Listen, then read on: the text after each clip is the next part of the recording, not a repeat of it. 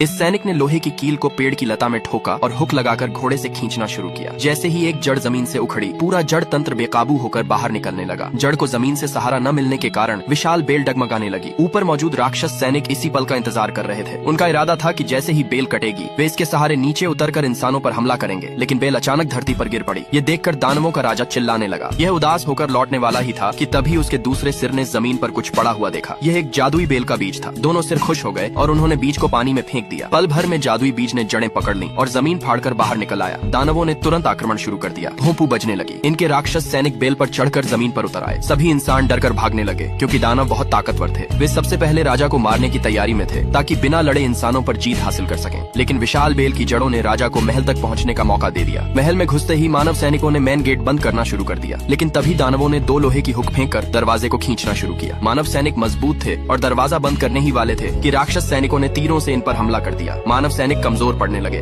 राजा के आदेश पर दूसरा दरवाजा तुरंत बंद कर दिया गया, लेकिन राजा जानता था कि यह ज्यादा देर नहीं टिकेगा। उसने रानी और थॉमस को महल के अंदर छिपने का हुक्म दिया। महल के अंदर आते ही उन्होंने जमीन में हलचल देखी। अचानक जमीन फट गई और एक दानव बाहर निकला। दोनों डरकर राजा की अलमारी में छिप गए। इन्हें उम्मीद नहीं थी कि दारू नाली के रास्ते महल तक पहुंच जाएंगे। होल से एक दानव की बड़ी आंख दिखाई दी। वे तुरंत अलमारी से निकलकर